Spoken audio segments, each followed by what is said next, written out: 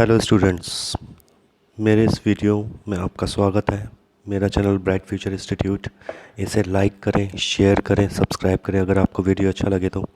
इस वीडियो में हम पढ़ेंगे 12th पॉलिटिकल साइंस के कुछ इंपॉर्टेंट क्वेश्चंस विद आंसर्स, जो कि चैप्टर्स 2 द एंड ऑफ बायोपोलैरिटी से लिए गए हैं। तो इसी के साथ मैं क्वेश्चन से स्टार्ट करता हूँ। पहला क्वेश्चन है हमारा, explain any 4 factors responsible for the disintegration of the Soviet union. Soviet union जो था, यूएसएसआर के डिसइंटीग्रेशन जो हुआ, उसका जो कोलैप्स हुआ, जो टूटा, तो उसके पीछे 4 बड़े कारण क्या थे।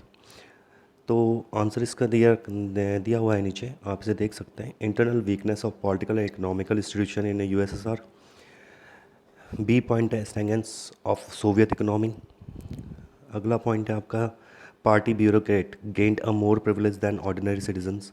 तो पहले 3 पॉइंट्स में वो ये बता रहा है कि यूएसएसआर के अंदर जो पॉलिटिकल और इकोनॉमिकल, राजनीतिक और आर्थिक कारण थे इसमें बहुत ज़्यादा, जो कि उनकी कमज़ोरी थी बहुत ज़्यादा आर्थिक और राजनीतिक कारणों से। सोवियत इकोनॉमी पूरी तरह से लड़खड़ा चुकी थी। तीसरे पॉइंट में बता रहा है कि ऑर्डिनरी सिटीजन्स को इतना ज़्यादा प्रिविलेज नहीं दी जाती थी जितने कि ब्यूरोक्रेट को दी जाती थी, जो कि उसके मेंबर्स थे पार्टी के। Rampant corruption prevailed in Soviet Union के अंदर करप्शन बहुत ज़्यादा था। Ordinary citizen become a more knowledgeable as well as intelligent. USSR के ग्रुप के देशों में जो रहने वाले लोग थे वो काफ़ी ज़्यादा इंटेलिजेंट थे, वो वेस्टर्न इकनॉमी से काफ़ी ज़्यादा इंस्पायर थे। अगला पॉइंट है, सेंगन्स और in administration and a political sense, less of popular backing, centralization of power. इसमें ये बता रहा है आपको कि जो वहाँ पे जो जिस वक्त में डिसइंटीग्रेशन हुआ था, तो वहाँ पे जो भी पॉपुलर राजनेता थे उस टाइम पे वो अपनी वो खो चुके थे पॉपुलरनेस। ठीक है, वो अब काफ़ी ज़्यादा लोकप्रिय नहीं रह गए थे। ठीक है, और सेंट्रलाइजेशन ऑफ पावर का सेंट्रलाइजेशन हो चुका था, जो कि सारी पावर किसके हाथ में थी? रशिया के हाथ में थी। बाकी किसी और कंट्री के पास में इतनी पावर नहीं थी।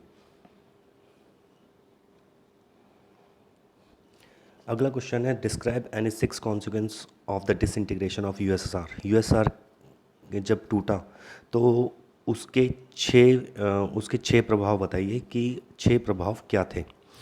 तो consequence of disintegration of USSR, पहला पॉइंट है इसका, it mean that the end of world war confrontations between USA and USSR. USSR और यूएसए के बीच का जो कोल्ड वॉर था वो हमेशा के लिए समाप्त हो गया था।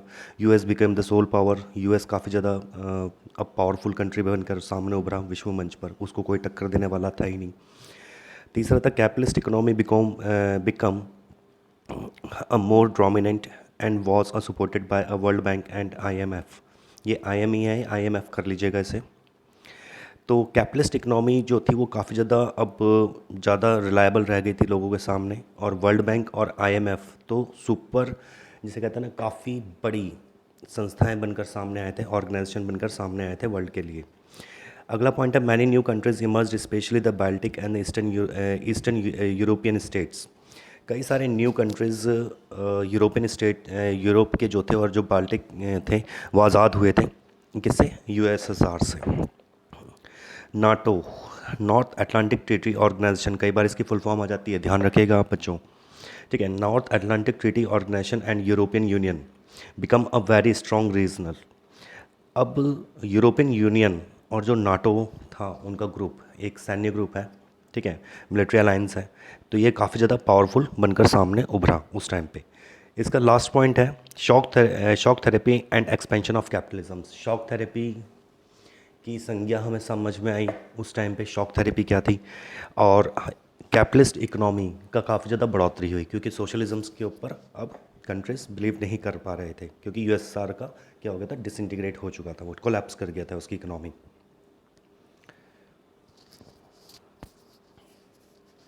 अगला क्वेश्चन है, mention any 4 realities that have change the world politics after a cold war. Cold war के बाद में वर्ल्ड पॉलिटिक्स में क्या चेंजेस आए? तो USA, sole supremacy of the US एक बहुत बड़ी पावर बनकर उभरा। दूसरा पॉइंट है, capitalist economy as most dominant economic system internationally. World संसार में कैपिटलिस्ट इकोनॉमी ने अपना डंका बजा दिया। बहुत ज़्यादा पावरफुल बनकर सामने आई, रिलायबल। तीसरा पॉइंट है इंस्टीट्यूशनल लाइक वर्ल्ड बैंक।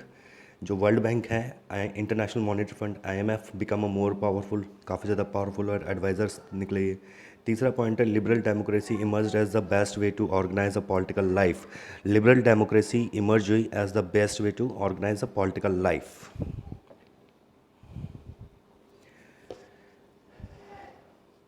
अगला क्वेश्चन है what is mean by shock therapy. Shock therapy क्या थी?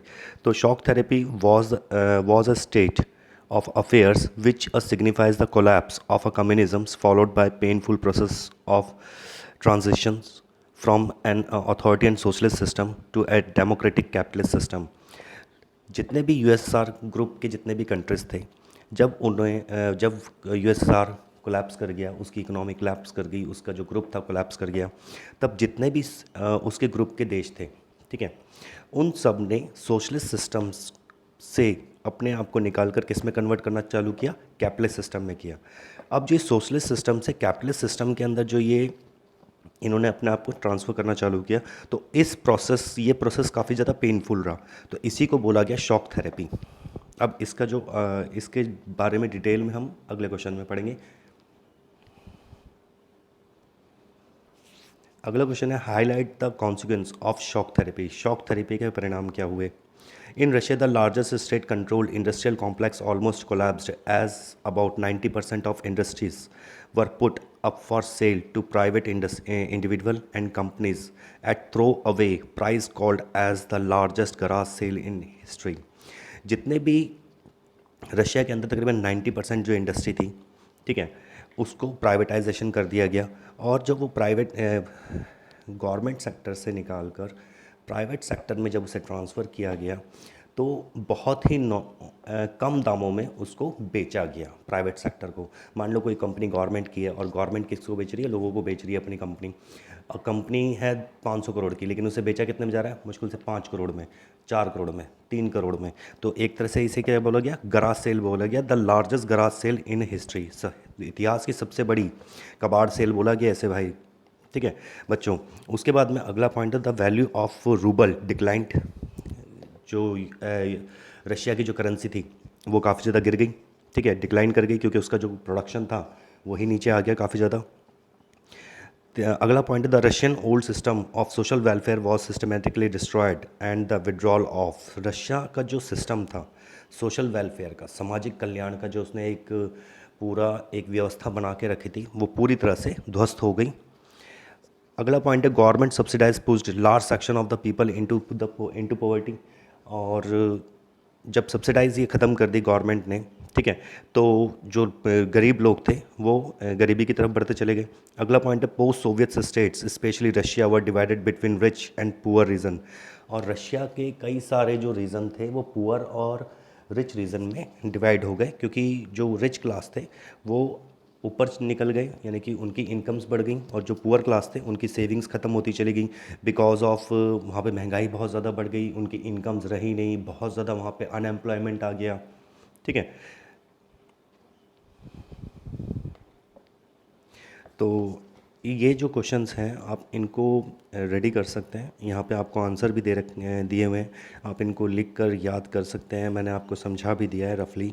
ज़्यादा वीडियो को बड़ा ना करते हुए मैं यहीं पे ख़त्म करता हूँ। और अगर मेरा वीडियो अच्छा लगा हो तो आप प्लीज़ इसे लाइक करें, शेयर करें और सब्सक्राइब करें, ताकि और भी बच्चों को ये मिल सके। और मेरे लेटेस्ट वीडियो के लिए मेरा चैनल सब्सक्राइब करें और बेल आइकन पे क्लिक करें। Thank you.